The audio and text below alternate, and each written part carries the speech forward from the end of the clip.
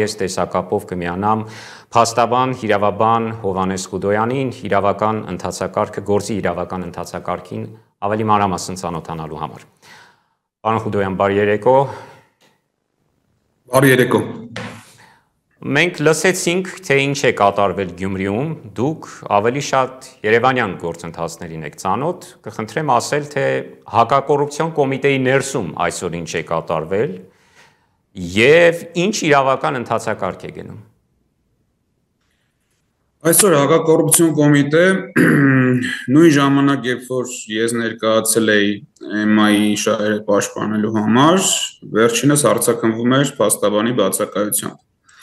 Այնտեղ հայտնվելով որևէ քննիչի հետ չեմ կարողացել կապ հաստատել, ստիպված մարդու իրավունքների պաշտպանի գրասենյակի աշխատակազմին ենք դիմել,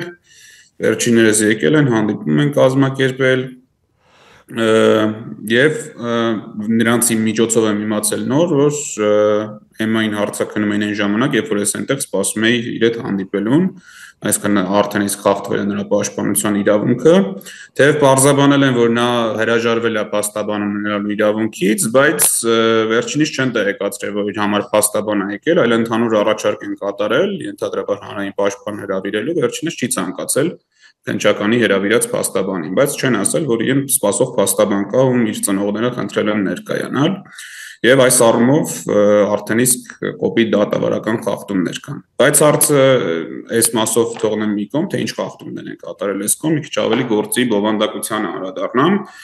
Իրականում չկա այստեղ հանցագործություն եւ իրավախախտման փաստ, բայց շատ մտահոգիչ է, որ այս գործի նյութերից ստացվում է, որ ուժային կառույցները գաղտնալսում են ընդդիմադիրներին։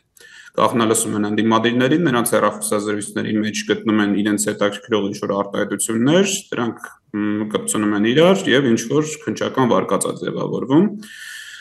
Հերթական նման քննչական վարկածով են հենց EMA-ին տարել են հակակոռուպցիոն կոմիտե, իբրև թե ինքը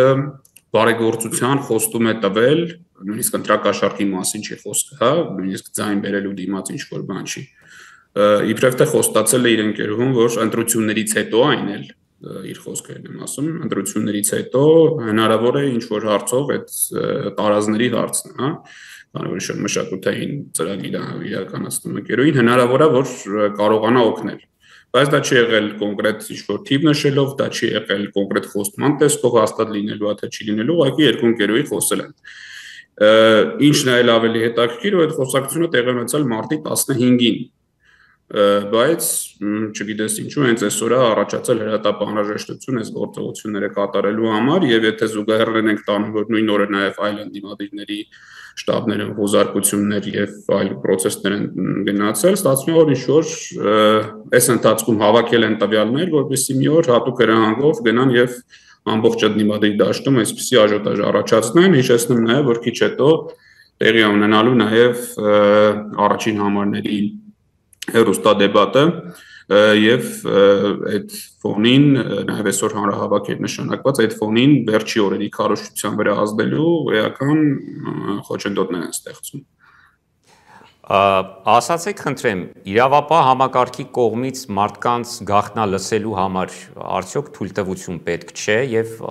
վերջին տարիներին, հատկապես վերջին 7 տարիներին այս իմաստով ինչ է փոխվել օրենքի տեսանկյունից։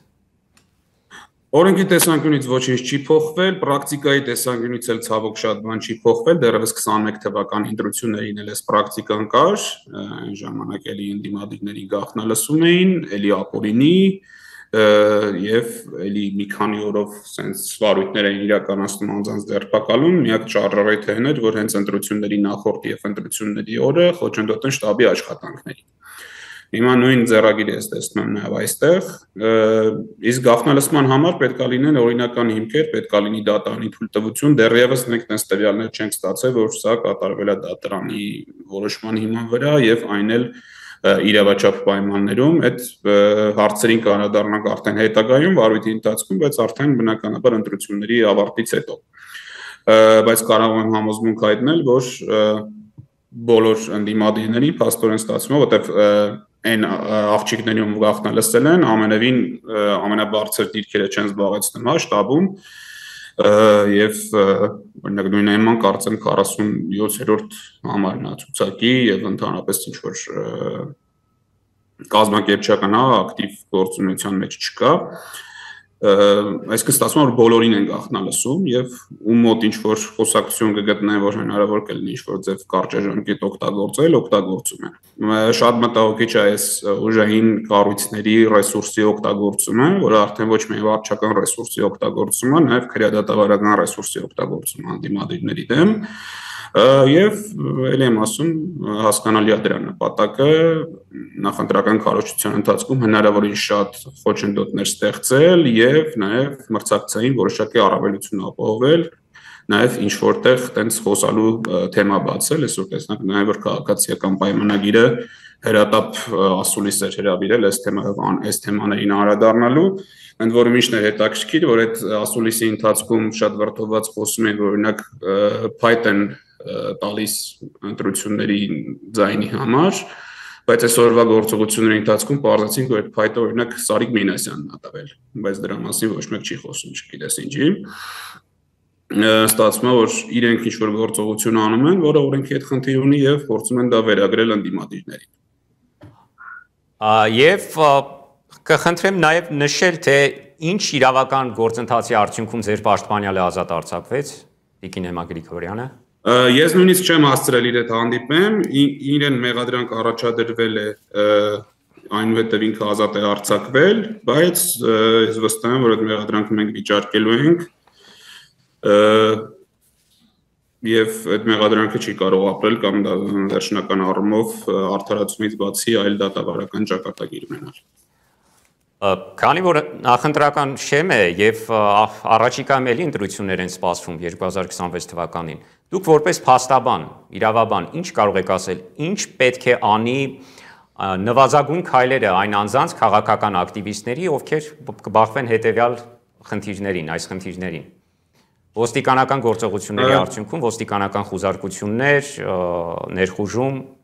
Ինչ պիտի անի ակտիվիստը։ Ամենակարևոր բանը չհավատալ իրավապահ մարմինների խոսքերին, որ ամեն ինչ լավ է լինելու,